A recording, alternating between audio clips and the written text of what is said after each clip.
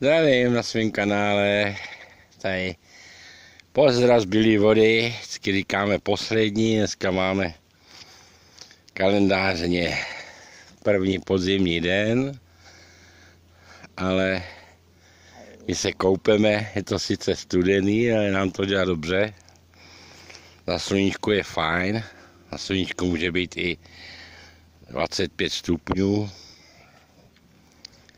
tak vás chci takhle pozdravit a určitě si taky někde ještě užíváte poslední, je sice pondělí, mnoho lidí je v práci, tak my si ještě užíváme sluníčka a vodu. Tak vás jsem chtěl takhle pozdravit, my jsme si mohli zapsat do kalendáře. První podzimní den. Musím natáčet tak, aby se nebylo proti slunku. Minule jsem tak chtěl natočit, tady chodí s koněm. Takovým krásným, tady jsou ještě odkopit. Jestli tam je vidět. Jo, ale dělal jsem to proti sluníčku, tak by to moc nevyšlo. Tak jen takový pozdrav, pár lidí, ale lidi chodí.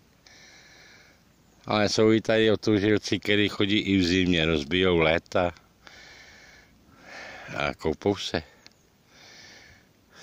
Já zase takový otužilec moc nejsem, ale lezu tam. Tak pozdrav z Bílé vody, sluníčko, prý už má pršet, asi od zítřka, tak uvidíme. Sluníčka jsme si užili dost, teď začneme chodit po houbách, lidi už nosej, my jsme našli pár jenom tady po cestě, tak začneme chodit taky. Asi se zítra sem vypravíme, protože v těch větších lesech není nic, byli jsme se včera podívat.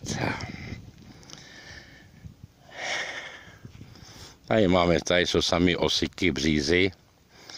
A můžu vám říct, že to tady když je dobrá sezóna, tak si tady každý nazbírá plnou tašku. My jsme tady odsud nosili hodně, hlavně kozáci a křemeňáky a najde se i hříbek, jo. To jsem taky našel na druhé straně.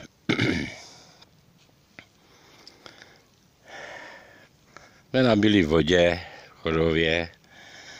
Tady jsme rádi, říkám, hodně rád jezdím na Šindelovou, ale už kvůli benzínu šetřím, tak je to tady kousek a na Šindelovou je o něco studeněji.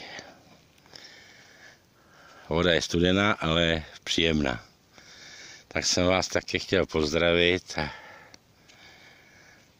jste viděli, že si ještě užíváme záchvěji, už je podzim sice, ale zatím jako léto, tak si užíváme u vody. Tak vás zdravím a doufám, že jste měli dobrý oběd, nějakou kačenu. My už na to nemáme, patříme mezi ty socky hlavně, jak už jsem říkal, nebudu o tom mluvit. Tady, když budu točit vodu, nevím, tady tudy, až je bílá voda. My sem chodíme i na podzim, i zimě na procházku, i na Šindelovou. Letos jsme nebyli v Tatrovicích v tom přehradě, poprvé v historii. Tak vás zdravím a doufám, že vás potěší takový pozdrav.